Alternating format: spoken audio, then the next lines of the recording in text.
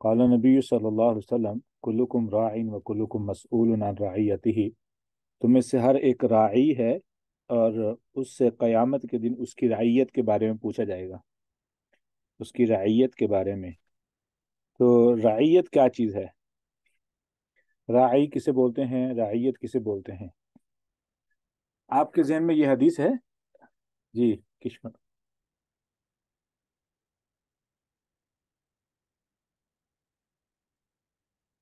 हाथ खड़ा किया किशोर आपने। You have a question?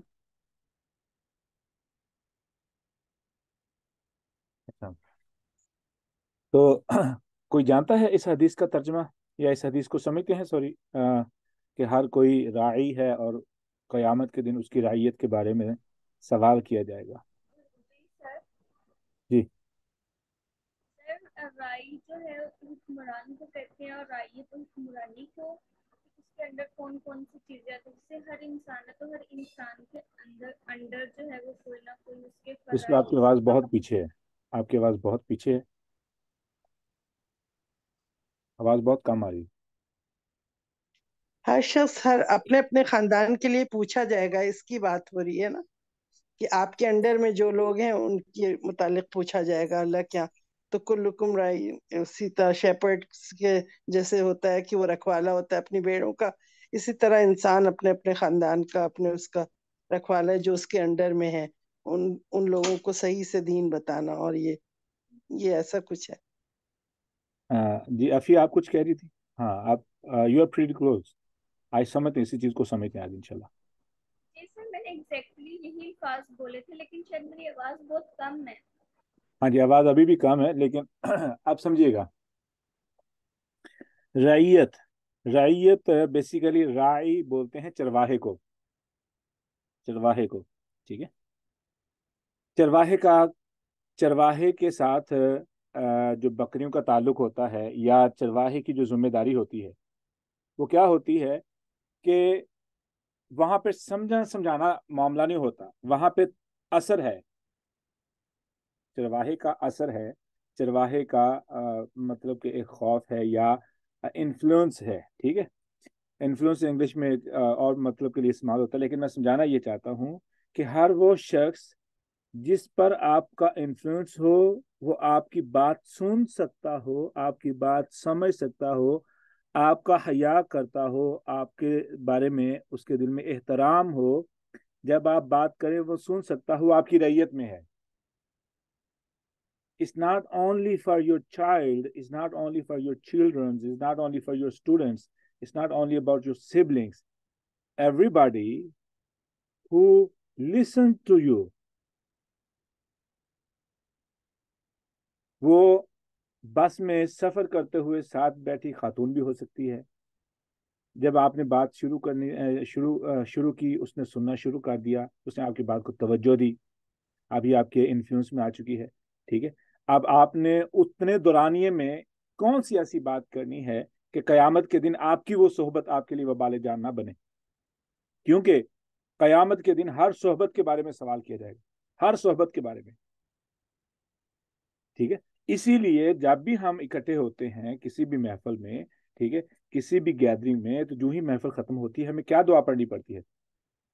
सुब्हानक अल्लाहुम्मा रब्बना व बिहम्दिका अशहदु अल्ला इलाहा इल्ला अंता अस्तगफिरुका व अतूबु इलैक। ये दुआ क्यों पढ़ते हैं? कि महफिल में कोई गलती हो तो उससे हमें मुआफ़ी मिल जाए। तो क़यामत के दिन सोहबत के बारे में, महफिल के बारे में पूछा जाएगा। ठीक है। हत्ता कि दोस्ती, दोस्ती, बहुत गहरी दोस्तियां इंसान को क़यामत के दिन वबाल जान बन जाएंगी। इंसान चिल्ला उठेगा, या लैतनी lump अत्तखिज़ फुलाना खलीला, I wish I never have made that person a friend of mine. कभी भी मैंने फलां शख्स को अपना दोस्त ना बनाया होता। ठीक है। क्यों? इन्फ्लुएंस था, उसने उसके इन्फ्लुएंस में आके इतना कुछ कर दिया कि आप कयामत के दिन नदामत का सामना है। अच्छा, अब इन्फ्लुएंस से मुराद ये है कि हर वो शख्स, दोबारा मैं ये जुमला इसलिए बोल रहा हूँ कि हमारे जहन में नक्श हो जाए, हर वो शख्स, खा छोटा हो या बड़ा हो, जब आप बात करें वो सुन लें, उनके दिल में एहतराम हो। ठीक है। आपकी शख्सियत का वक़ार हो। ठीक है। वालदेन का वक़ार तो हाई है, टीचर्स का वक़ार भी हाई है। ठीक है। इमाम का वक़ार भी हाई है। ठीक है। किसी भी सियासी लीडर का वकार हाय है, लेकिन क्या ऐसा शख्स जिसको आप पहली दफा मिले, गुफ्तगू कर रहे हैं, वो आपकी बात सुन रहा है, ठीक है, अब आप कैसे हिकमत के साथ उस तक अल्लाह का पैगाम पहुंचाएं? जरूरी नहीं है कि आपने उसको मुसलमान करके ही उठना है। अगर तो हमें ये लगता है ना कि दावत का मतलब ये है कि आपके अंडर में या मेरे अंडर में कोई शख्स आ गया है, इत्तेफाकन, अब मैं उसको कलमा पढ़ा के छोड़ूं या उसको जो है ना कलमा पढ़ाने के बाद सारा दिन सिखा के ही छोड़ूं, ये दावत नहीं है। ये दावत नहीं है। दावत क्या है? दावत ये है कि आप इस्लाम का बीज बोएंगे।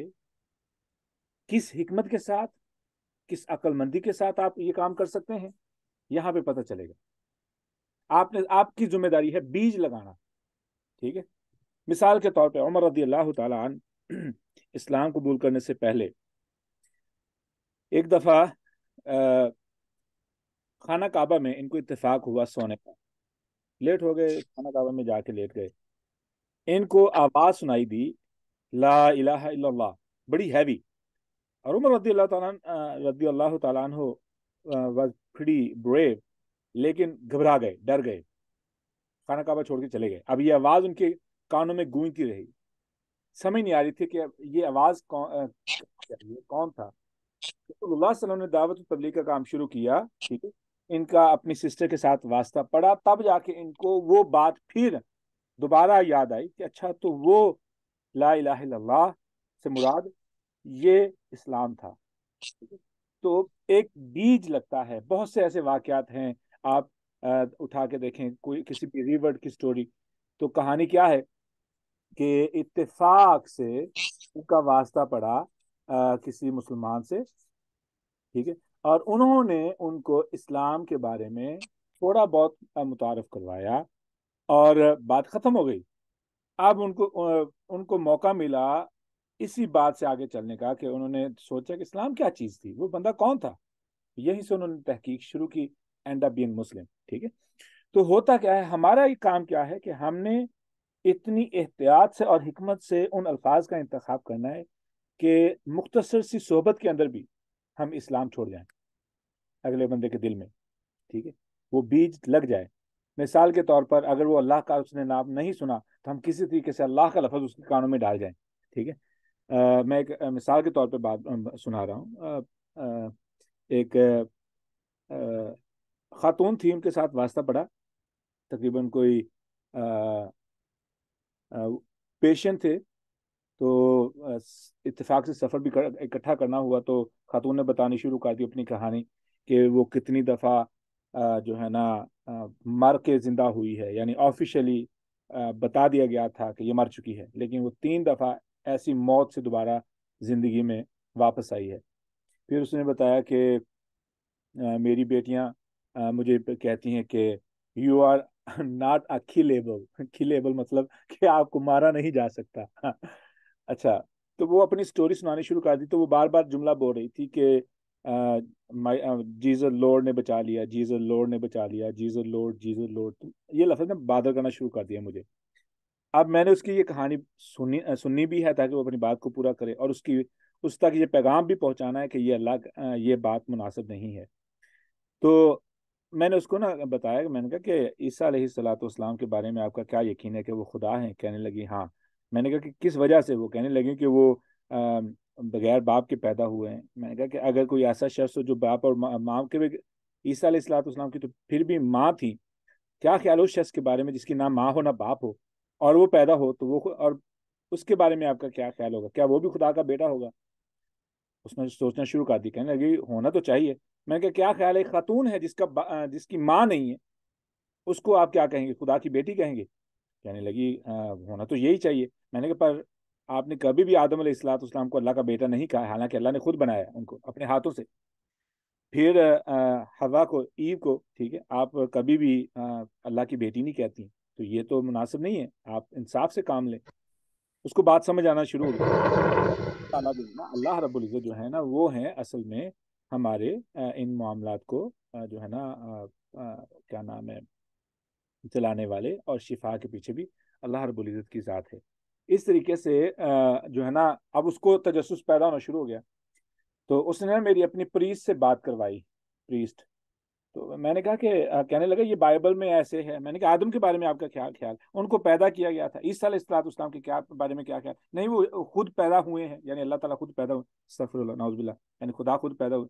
میں نے کہا تم اب یہ جو بات ہے آپ کی میچ نہیں ہو رہی ہے. کہنے لگی تورات میں ایسے. میں نے کہا تورات میں ایسے کون سی تورات میں؟ مڈل ایسٹرن تورات میں, یورپین تورات میں, امریکن تورات میں, اور out of 600 different version of the Bible وچ Bible you are talking about, اور کون سی ٹھیک ہے؟ میں کس پہ یقین کروں, کس پہ نہ یقین کروں؟ ٹھیک ہے.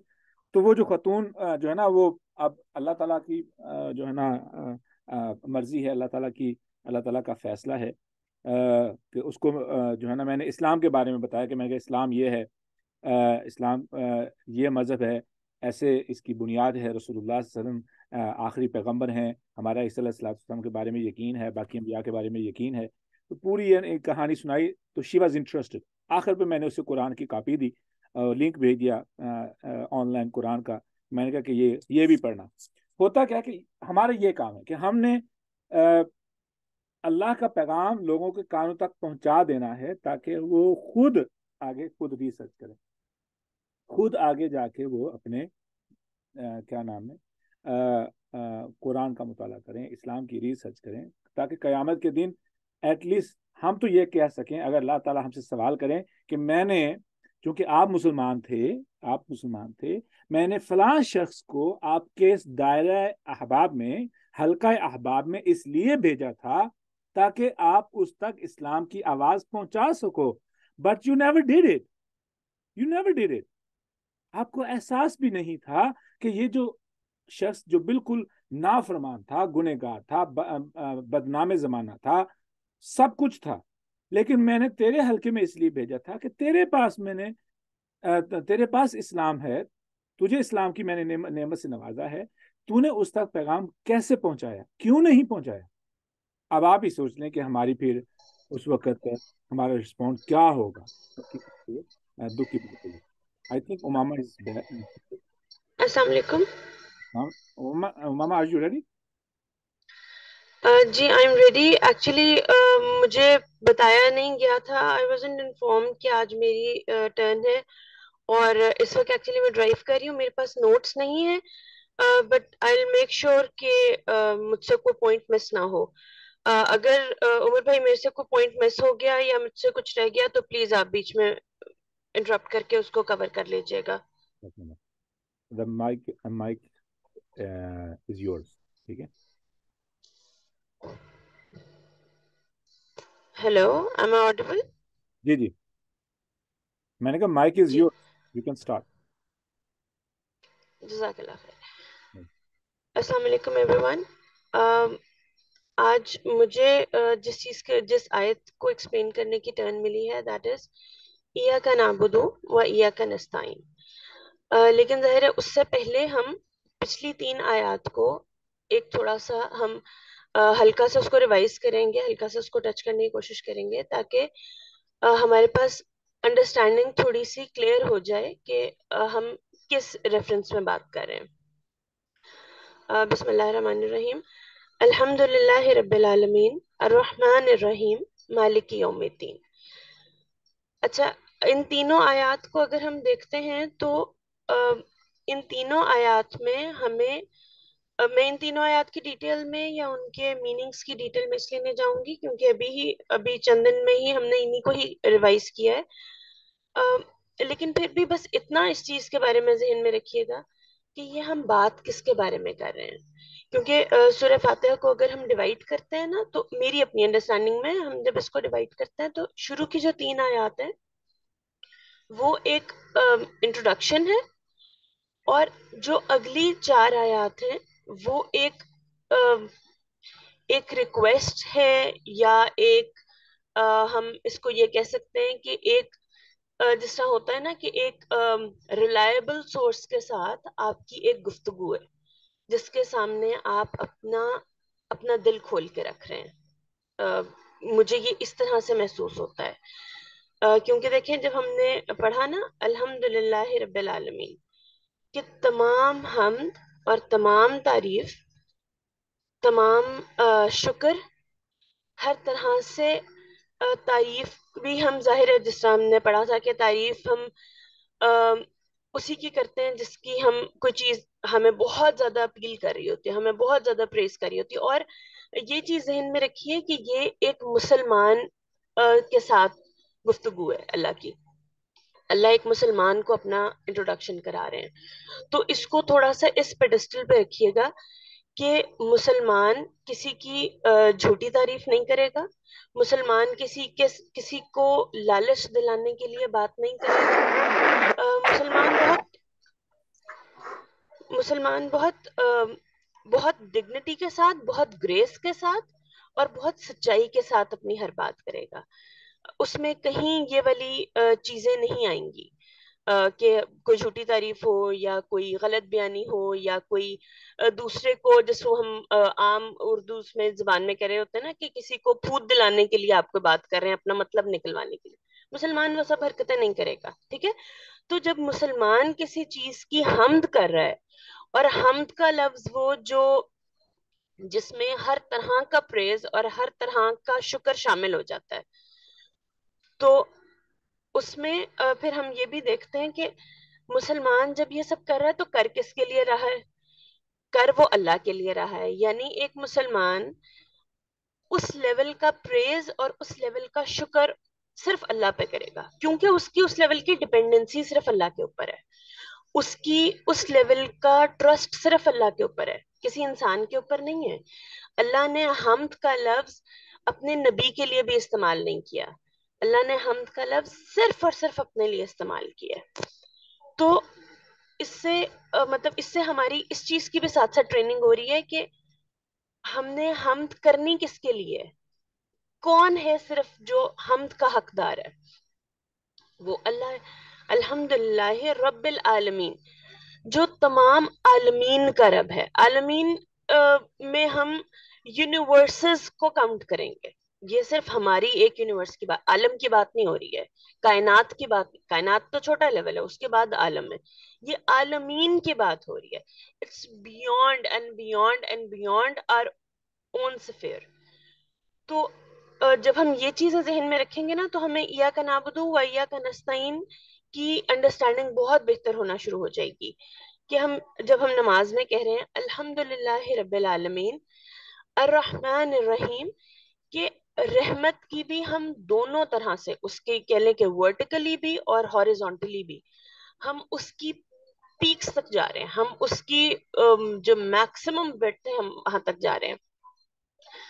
میرے خیال میں الرحمن الرحمن کا جو لفظ ہے نا وہ ورٹیکلی کور کرتا ہے رحمت کو کہ بے انتہا ٹو اٹس ہائٹ، اور الرحیم جو ہے وہ اس کی وڈتھ کو کور کرتا ہے کہ وہ میکسیمم لیول تک ہر جگہ پر. آپ کی لائف کا کوئی چھوٹے سے چھوٹا حصہ اس وقت ایسا نہیں ہے جو اللہ کی رحمت کے انڈر نہ آ رہا ہو، جہاں رحیم کی رحمت اس کو کور نہیں کر رہی. اور آپ کی لائف کا کوئی بڑے سے بڑا مسئلہ ایسا نہیں ہے، یا صرف آپ کی لائف نہیں، اپنی زندگی سے نکل کے دیکھیے، پورے عالم کا، پورے عالمین کا سسٹم، ہر چیز اس وقت اپنی اپنی ہائٹ پر، وہ چاہے ماؤنٹ ایوریسٹ ہو، وہ چاہے جوپیٹر ہو، آپ ہر چیز کے ہائیسٹ پوائنٹ تک جاتے جائیں، ہر چیز وہ اپنی ہائیسٹ پوائنٹ تک بھی اللہ کی رحمان ہونے کے صفت کے انڈر ڈپینڈنٹ ہے. آپ اس کو اس چیز سے ماورا نہیں کہہ سکتے کہ کیونکہ یہ تو بہت اونچا ہے اور کیونکہ یہ تو بہت مائٹی ہے، کیونکہ یہ تو بہت انڈیپینڈنٹ ہے، یہ بہت فورسفل ہے، تو یہ اللہ کے رحمت کے سے دائرے سے باہر ہو جائے گا. It's not possible. تو ہم نے یہ دیکھا کہ الحمد للہ رب العالمین الرحمن الرحیم، آگے آئے گا مالک یوم الدین. یہ اتنی پاور، یہ اتنی مائٹ، یہ اتنی ایک لیجٹمیٹ فورس، یہ فائنل جو دن ہوگا اس دن بھی ہم اسی کے ہی ڈپینڈنٹ ہیں. مالک یوم الدین، یوم الدین کا مطلب ہم نے پڑھا تھا کہ قائم ہونے والا دن، فیصلے کا دن، نظام کا دن. ہم دین کو بہت سارے ٹرمز میں استعمال کر رہے ہوتے ہیں نا. دین ہم نظام کے لیے بھی لے رہے ہوتے ہیں. دین ہم ایک ایسی دین کا میں نے ایک جگہ یہ پڑھا کہ دین وہ آپ اس کو ایک چادر یا ایک امبریلا کی طرح اس طرح کا سمجھ لیں کہ جو پوری طرح سے ڈھانپ لیتا ہو. یعنی آپ کے پاس کوئی اور آپشن نہیں ہے اس دن، آپ کے پاس کوئی اور راستہ نہیں ہے اس دن. اور وہ دن ہی جو وہ جو یوم ہوگا وہی دین کا یوم ہے، یوم دین. وہ آپ کو کمپلیٹلی آپ اس وقت اس سسٹم اور اس دن کے آپ انڈر رہیں گے. آپ اس دن میں سے کسی طرح کا بھی آپ اپنے آپ کو نکال نہیں سکتے. آپ اس دن میں کسی بھی طرح سے اپنے آپ کو اس سے بری و زمانی قرار دے سکتے کہ میرا تو اس سے کوئی تعلق نہیں. آپ اس میں اللہ پر ہی ڈپینڈنٹ ہوں گے کیونکہ وہ اس دن کا بھی مالک ہے. تو جو ہستی ہمارے دنیا کے اس میں، اور صرف دنیا میں نہیں، مطلب ظاہر ہے یوم دین میں بھی آگے بھی ہم ہر وقت ہر لمحہ پیدا ہونے سے پہلے بھی ہم اللہ کی رحمت کے محتاج ہیں. ہم نے جب یوم الست کیا تھا تو یہ اللہ کی رحمت ہی تھی نا کہ اللہ نے ہمارے منہ سے یہ نکلوایا کہ ہاں اللہ ہمارا رب ہے. اللہ نے ہمیں ہماری روح تخلیق کی، یہ بھی تو اللہ کی رحمت ہے. ورنہ ہم بھی کوئی درخت ہو سکتے تھے، کوئی پرندہ ہو سکتے تھے، کوئی کیڑا ہو سکتے تھے. اللہ نے ہمیں وہ لیول دیا ہے کہ اللہ نے ہمیں انسان بنایا ہے، اللہ نے ہمیں سوچ دی ہے، اللہ نے ہمیں صحیح غلط کرنے کا فیصلہ دیا ہے. اور صحیح غلط کرنے کا جو فیصلہ ہے نا، یہ اللہ کی اتنی بڑی دین ہے کہ ہم تو اگر صرف اسی کی ڈیپتھ میں جانا شروع کر دیں نا تو کا ہم کسی بھی چیز میں اللہ کا دین نہیں دے سکتے. لیکن اس بات پہ تو ہم مطلب بالکل ہی ہم تو اپنی اوقات میں آ جائیں نا اگر ہم اس چیز کو ذرا سا بھی یوں دیکھنا شروع کر دیں کہ ہم کہاں سٹینڈ کرتے ہیں اس معاملے میں. ہم اس معاملے میں کہیں سٹینڈ نہیں کرتے. ہماری کوئی اوقات نہیں ہے. ہمارا ہر صحیح سے صحیح فیصلہ ہم جتنی مرضی عقل لڑا لیں، اگر اللہ نے سوچ لیا کہ اللہ نے اس کو غلط ثابت کرنا ہے تو ہم کچھ نہیں کر سکتے. اگر اللہ نے سوچ لیا کہ وہ پلٹ کے ہم پر آئے گا ہم کچھ نہیں کر سکتے. تو وہ ہستی تو یوم دین کی مالک ہے جس کے پاس اتنی بڑی اتھارٹی ہو. کیا کوئی صورت رہ جاتی ہے کہ ہم اس پہ ڈپینڈ نہ کریں؟ آپ لوگوں کے ذہن میں کوئی ایسی چیز ہے کہ ہم کہیں سے بھی نکل سکتے ہیں اس کے حصار میں سے؟ ہم کہیں سے نہیں نکل سکتے. ہمیں ہر حال میں اس پہ ڈپینڈنٹ ہونا ہے.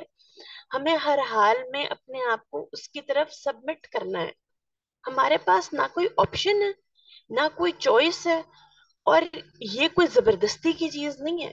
یہ اللہ کا بہت بڑا احسان ہے کہ اللہ ہمیں اپنی اس لیول کی پہچان کرا رہے ہیں. دیکھیں یہودیوں کے پاس صرف کمانڈمنٹس آئی تھی نا پہلے، 10 کمانڈمنٹس ہے نا. حضرت موسیٰ کو اللہ تعالیٰ نے ایک نظام دیا تھا، لیکن اللہ نے زبور میں بھی اور توریت میں بھی اور انجیل میں بھی کیا اپنی ایسی پہچان کرائی؟ مجھے نہیں لگتا. اللہ نے اپنی اس لیول کی پہچان، اپنی ذات کا ایسا تعارف صرف اور صرف ہمیں دیا ہے. صرف امت محمدیہ کے پاس اللہ کی وہ پہچان ہے، اللہ کے ساتھ وہ تعلق ہے. آپ اس کو یوں سمجھ لیں، مجھے یہ محسوس ہوتا ہے کہ جس طرح ایک ٹیچر ہوتا ہے نا، وہ اسٹوڈنٹس کے ساتھ اس کا سرٹن لیول کا تعلق ہوتا ہے. پھر ایک کلاس میں اگر آپ ٹیچر کو پتا چلتا ہے یہ آخری اسٹوڈنٹ آیا آپ کے پاس، ٹھیک ہے، یا ٹیچر ایک آخری اسٹوڈنٹ کو انرول کرتا ہے اپنے پاس. ٹیچر اس کے اوپر وہ اس کے پاس پچھلا سارا تعارف بھی ہوتا ہے ٹیچر کا، جو باقیوں سے وہ سن چکا ہوتا ہے، باقیوں سے وہ نوٹس لے چکا ہوتا ہے. پھر وہ خود ٹیچر سے بات کر رہا ہوتا ہے، ٹیچر اس کو خود بتا رہا ہوتا ہے، تو اس کے پاس ایک کمپلیٹ پورا ایک اس کے پاس انٹروڈکشن آ جاتا ہے ٹیچر کا، سبجیکٹ کا، کلاس کنڈکشن کا، اس کا کورس ہر چیز. تو یہ ہمارے تعلق کی بہت فریکشن ہے، لیکن صرف سمجھانے کے لیے یہ بات کر رہی ہوں کہ ہمارا تعلق اللہ کے ساتھ اس طرح کا ہے. ہمارے پاس پچھلی 3 الہامی کتب کا ہم چاہے وہ ڈسٹارٹیڈ ہے اور چاہے وہ بالکل اس کو ان لوگوں نے غلط طریقے سے پورٹری کیا ہوا ہے اور اس میں حقیقت سے بہت دور ہو گئی ہیں وہ ساری چیزیں، لیکن پھر بھی آخر تو اللہ کا ہی کلام ہے. جتنا حصہ اس میں سے اللہ کے کلام کا رہ گیا وہ تو اللہ کا ہی ہے نا. ہمارے پاس وہ سب بھی ہے. ہم چاہیں تو ہم سب چیزوں کو سرچ کر سکتے ہیں نا. ہمیں انٹرنیٹ پہ مل سکتا ہے, ہمیں ہارڈ کاپیز میں مل سکتا ہے, سب کچھ. صرف اپنی انڈرسٹینڈنگ کے لیے بتا رہی ہوں کہ ہمیں وہ سب چیزیں ہمارے پاس موجود ہیں.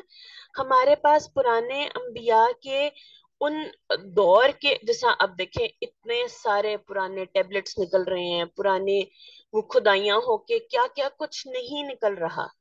ہم سے بات تو کسی نے نہیں, کسی امت نے نہیں آنا نا. یہ سب اللہ ہمارے لیے ہی نکال رہے ہیں.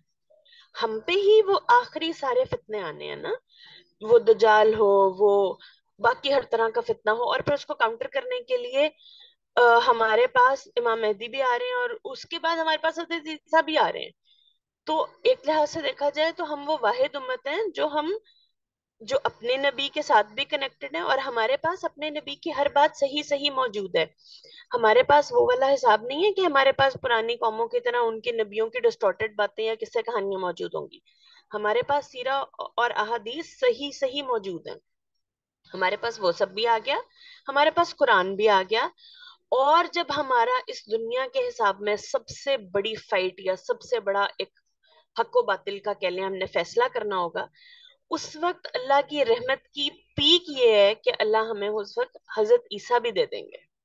اور کیا چاہیے ہمیں, مطلب اور کیا ہم اللہ سے مانگیں کہ ہماری زندگی کا ہر ہر چیز اللہ کی رحمت کے انڈر آ رہی ہے, ہماری ہر ہر معاملہ.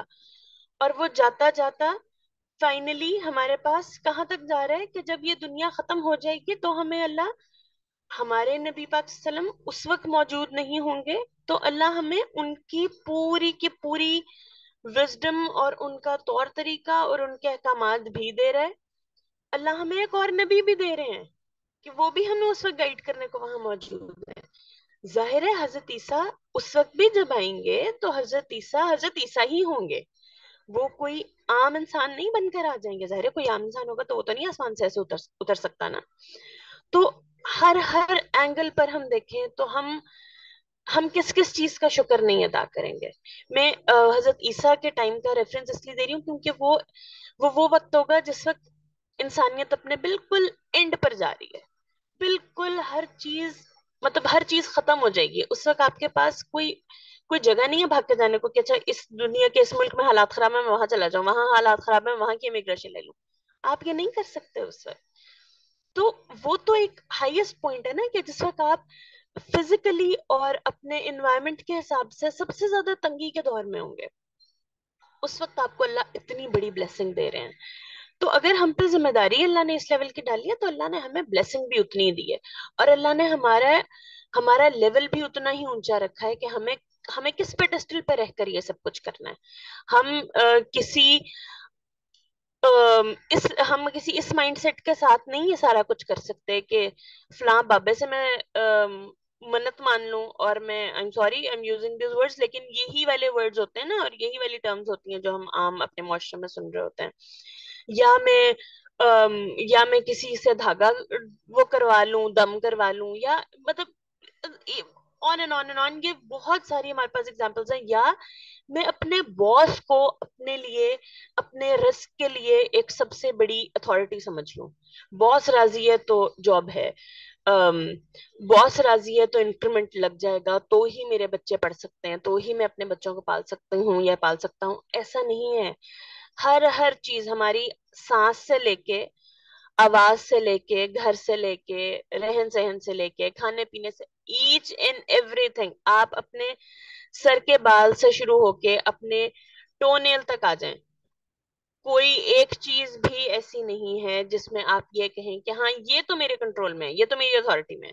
کچھ بھی نہیں ہے, سب کچھ اللہ کا ہے, سب کچھ اللہ کا ہے. تو جب ہم ان سب چیزوں کے معاملے میں, جب ہمیں کوئی پرابلم ہوگا تو ہم کس کے پاس جائیں گے؟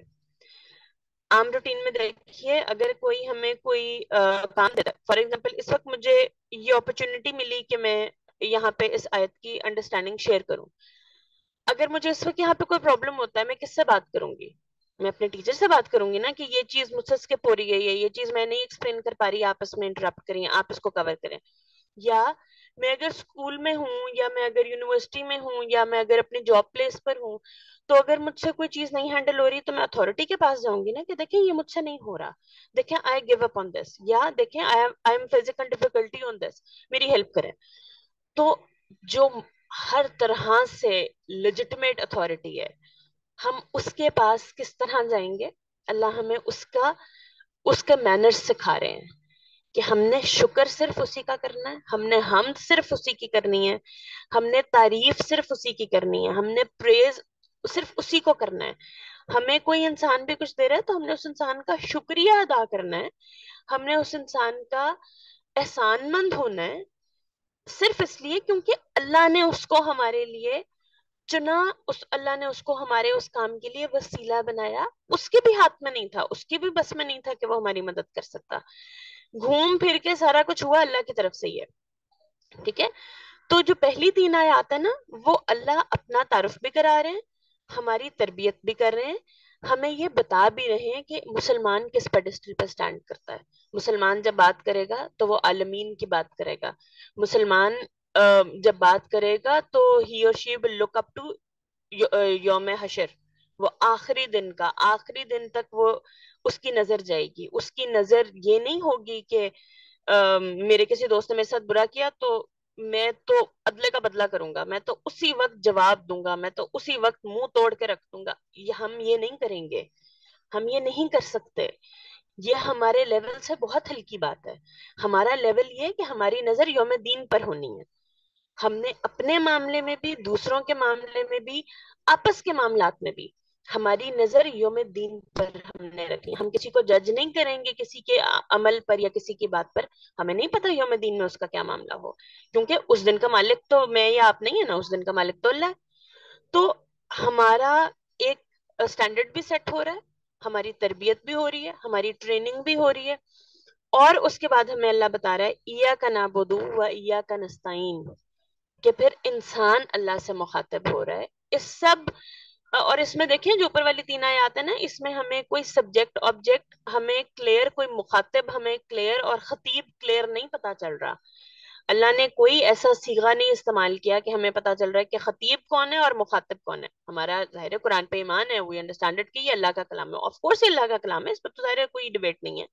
لیکن ہمیں جس طرح اللہ تعالیٰ قرآن پاک کا آغاز یا الذین آمنوا سے بھی تو کر سکتے تھے, لیکن نہیں ہے نا.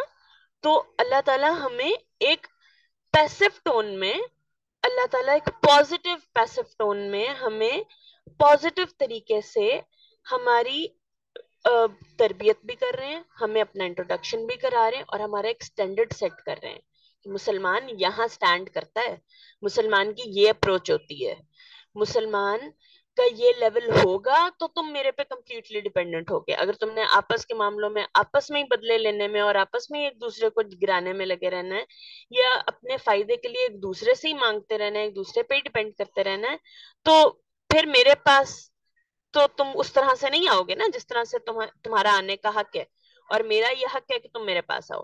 ظاہر ہے ہم اللہ کا حق نہیں ادا کر سکتے, لیکن اللہ تعالیٰ ہمیں کمپلیٹ اپنا انٹروڈکشن کرا کے یہی بتا رہے ہیں ایاک نعبد و ایاک نستعین. تو اتنے سارے تعارف کے بعد کیا کوئی کسر رہ جاتی ہے کہ ہم یہ کہیں کہ ہم اس ذات کی عبادت نہیں کریں گے؟ اور عبادت از ناٹ دس کہ ہم نے صرف اس میں تسبیح کی ہے, یا ہم نے اس میں نماز پڑھ لی ہے, یا ہم نے روزہ رکھ لی ہے.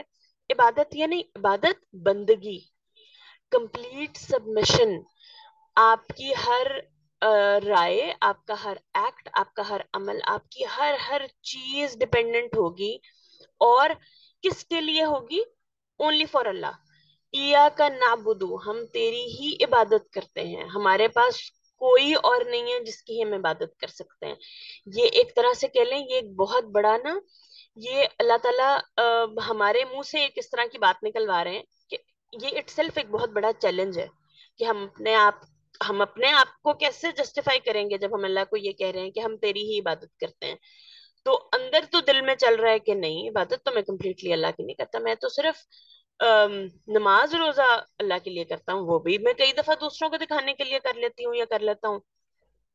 میرے معاملات, میری سبمیشن کمپلیٹلی اللہ کے لیے تو نہیں ہے. بہت سے کاموں میں یہ بھی سوچ کے وہ کام کر لیتی ہوں کہ آخر تو میں نے بھی دوسروں کے لیے بھی تو کچھ کرنا ہے نا، آخر ہم صرف اپنی ذات کے لیے تو نہیں زندہ رہ سکتے نا. مطلب یہ سب چیزیں ہم کتنی والی باتیں ارد گرد اپنے سن رہے ہوتے ہیں. دیکھیں جی دنیا میں رہنے کے لیے بہت کچھ کرنا پڑتا ہے، دیکھیں جی دنیا میں بہت کچھ دکھانا بھی پڑتا ہے. ہم یہ اپنے ارد گرد باتیں سن رہے ہوتے ہیں نا، اور بہت دفعہ ہم اگر یہ باتیں منہ سے بول نہیں رہے ہوتے تو ہمارے ایکٹس یہ باتیں شو کر رہے ہوتے ہیں کہ ہم کس طرح دوسرے کے لیے کوئی کام کر رہے ہیں. اور وہ دوسرا کون ہوتا ہے؟ ہمارے جیسا ہی مٹی کا بنا ہوا ہے ایک انسان، جس کی اپنی اوقات یہی ہے کہ وہ خود اپنا اگلے سانس کا اختیار اس کے ہاتھ میں نہیں ہے.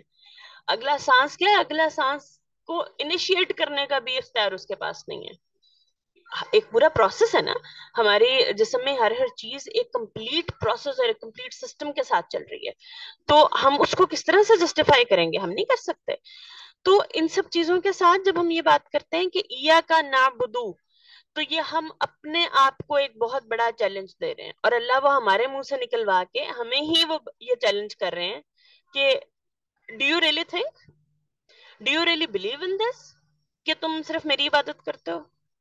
ہاں اگر تمہیں لگتا ہے کہ ہاں تم میری عبادت کرتے ہو، تو اس کے بعد اللہ ہمارے ہی منہ سے نکلوا رہے ہیں، کیونکہ اس آیت میں خطیب انسان ہے نا، خطیب کہہ لیں یا جو کلام کر رہا ہے یا جس کی جو یہ بات منہ سے بول رہا ہے وہ انسان ہے نا. اس وقت الفاظ اللہ کے ہیں، کلام اللہ کا ہے، لیکن اللہ کس کی طرف سے یہ بات کر رہے ہیں؟ ایاکا نعبدو و ایاکا نستعین. ظاہر ہے یہ اللہ اپنے لیے تو نہیں کہہ رہے نا، یہ انسان اللہ سے یہ بات کر رہا ہے، یا انسان اور جن جس کے لیے بھی ظاہر قرآن اترا ہے، یہ والی بات کر رہے ہیں. ایاکا نعبدو و ایاکا نستعین. پہلے اللہ نے کمپلیٹ سبمیشن، کمپلیٹ ہر طرح کا اللہ کے سامنے گیو اپ، نعبدو، ٹھیک ہے. اس کے بعد وَإِيَّاكَ نَسْتَعِينُ، کہ یہ سب چیز آسان نہیں ہے. اللہ نے ہمیں بہت اونچے پیڈسٹل پہ لا کے کھڑا کر دیا ہے کہ یہ تمہارا سٹینڈرڈ ہے. تمہاری ہر طرح کی چیز ڈپینڈنسی جو ہوگی، تمہارے ہر عمل کا تعلق جو ہوگا، ہر عمل کا جو ایک کہہ لیں کہ ہم اس کو کیا کہیں گے کہ ایک ہمارے پاس جو ایک الٹیمیٹ گول ہے، وہ ہمارے پاس اللہ کی ذات ہے، اللہ کی خوشنودی ہے، اللہ کا حکم پورا کرنا ہے، اور اللہ کے لیے ہے. ٹھیک ہے. جس طرح ایک چھوٹا بچہ جب چلنا سیکھتا ہے نا، تو وہ 2-3 قدم اٹھاتا ہے، پہلا قدم فوراً مڑ کے ماں کی طرف دیکھتا ہے، ماں اس کو پریس کرتی ہے، اس کو لگتا ہے کہ اچھا یہ میں نے ماں کے لیے کرنا ہے. وہ جب بھی چلتا ہے وہ پلٹ کے ماں کو دیکھتا ہے، وہ جب کھڑا ہوتا ہے وہ پلٹ کے ماں کو دیکھتا ہے. آہستہ آہستہ آہستہ جب وہ اسکول جاتا ہے، پہلا رزلٹ ماں کے لیے لے کر آتا ہے. سب سے پہلے آ کے ہم یہی دیکھتے ہیں نا، ہم بھی بچپن میں یہی کرتے تھے، اب ہمارے بچے بھی یہی کرتے ہیں. کوئی گریڈ اچھا ملا، گھر آتے ساتھ mama I have something to tell you. ایک ایک وہی والا سسٹم چل رہا ہے نا، کیونکہ ہمیں لگ رہا ہوتا ہے کہ اچھا یہ کام ہم نے اس ذات کی خوشی کے لیے کیا ہے، یا اس کام سے سب سے زیادہ خوش یہ ذات ہوگی. تو اللہ جب ہمیں اپنا اس لیول کا تعارف کروا رہے ہیں، تو کیا کوئی کسر رہ جاتی ہے کہ ہم کسی چیز میں اپنی نیتوں کو اللہ کے لیے خالص نہ کریں؟ میرا نہیں خیال کہ کوئی چیز میرے ذہن میں تو ایسا کوئی پوائنٹ نہیں آیا، ظاہر ہے آپ لوگوں کے ذہن میں بھی نہیں آئے گا. تو کیا جب ہمارے پاس اس چیز کا کوئی ذہن میں کوئی چیز آ نہیں رہی، تو کیا ہمارے عمل میں بھی یہ بات نظر آ رہی ہے؟ کیونکہ نعبدو صرف فیلنگ نہیں ہے، نعبدو صرف انڈرسٹینڈنگ نہیں ہے، نعبدو میں عمل بھی ہے. تو کیا ہمارے عمل بھی یہ بات کر رہے ہیں کہ ہم صرف اللہ کی ہی عبادت کرتے ہیں؟ عبادت کو اپنے ذہن میں رکھیے، عبادت از ناٹ جسٹ پوجا پاٹ، اور عبادت از ناٹ جسٹ 5 ارکان اسلام. ٹھیک ہے. عبادت از ناٹ ہر وقت میرے ہاتھ میں تسبیح رہتی ہے. عبادت از ناٹ میں ہر مہینے میں اتنے پیسے صدقے کے لیے دیتا ہوں یا دیتی ہوں. عبادت از ناٹ کہ میں ہر نماز اول وقت میں پڑھتا ہوں. یہ عبادت is not only all of this, یہ سب عبادت میں ہے لیکن not only all of this. عبادت از بندگی، اس میں میری زندگی کا ایک ایک لمحہ، ایک ایک سوچ، ایک ایک لفظ، میں تو ہر چیز کو اس سٹینڈرڈ پہ رکھوں گی نا کہ میری کوئی بات، میرا کوئی عمل، میرا کوئی ایکٹ یا میری کوئی سوچ بھی اس پریمیسز سے باہر نہیں جانی چاہیے. تو اس کے بعد ہمیں اللہ تعالیٰ بتا رہے ہیں وَإِيَّاكَ نَسْتَعِينُ، کہ یہ سٹینڈرڈ ہوگا تو آٹومیٹیکلی ہم اپنی مدد کے لیے بھی ڈپینڈنٹ صرف اور صرف اللہ پر ہوں گے. ہم اپنی مدد کے لیے بھی اپنی ساتھ اپنی سپورٹ کے لیے یا اپنی ہر طرح کی کوریج کے لیے ہم ڈپینڈنٹ کس ذات پر ہیں؟ ہم ڈپینڈنٹ صرف اللہ کی ذات پر ہیں. یہ ہمیں ایک طرح سے ایشورٹی بھی مل رہی ہے کہ جب یہ سب ہوگا تو پھر پریشان مت ہو، پھر اللہ ہے، اللہ سنبھال لیں گے.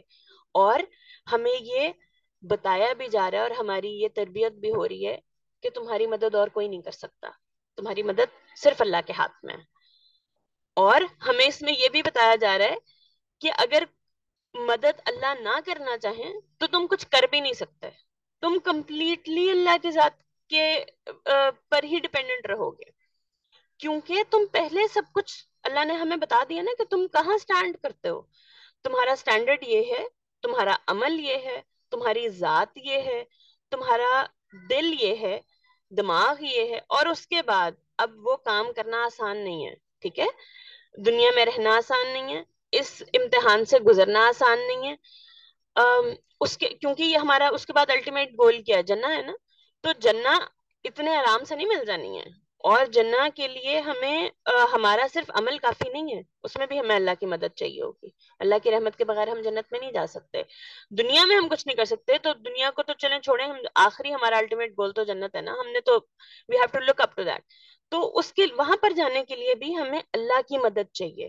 جب ہمیں اللہ کی مدد چاہیے تو اس سے پہلے کا یہ سارا اللہ کی مدد ہمیں ہم ہر چیز میں کہتے ہیں نا بس اللہ میاں ہمارا یہ والا کام کرتے ہیں، بس جی اللہ یہ والا کام کرتے ہیں. تو یہ اس کا سارا ایک اللہ تعالیٰ نے ہمیں اس کا بیک گراؤنڈ بتایا ہے کہ یہ سب ہوگا. یہ آپ کہہ لیں کہ اس کے پری ریکوزٹس ہیں. ان اوپر والی 3 باتوں پر ایمان، پہلی 3 آیات پر، اس کی انڈرسٹینڈنگ، اپنے سٹینڈرڈز وہاں سیٹ کیے. اس کے بعد جب ایکٹ کرنے کا ٹائم آیا تو ایکٹ ہم نے کیا کرنا ہے؟ کمپلیٹ عبادت، کمپلیٹ سبمیشن اللہ کے لیے. اس کے بعد ہمیں ملے گی اللہ سے وہ مدد کہ ہمارے لیے بس یہ کہنا ہی کافی ہے کہ ایاک نعبد و ایاک نستعین. ہم اپنی طرف سے، ہم ظاہر ہے اس کا حق نہیں پورا کر سکتے، لیکن ہم اپنی طرف سے جتنی میکسیمم ایفرٹ کریں گے اللہ کی عبادت کرنے کی، اللہ کی بندگی کرنے کی. اللہ اوپر ہمیں اللہ نے اپنا رحمت کا اور اپنی اتھارٹی کا تعارف کروایا. تو وہ جو ذات جو اتنی زیادہ رحمت والی ہے اور اتنی زیادہ اتھارٹی والی ہے، وہ جب ہماری مدد کرنے پہ آئے گی تو پھر تو ہمارے پاس کوئی کسر نہیں بچے گی اس چیز کی.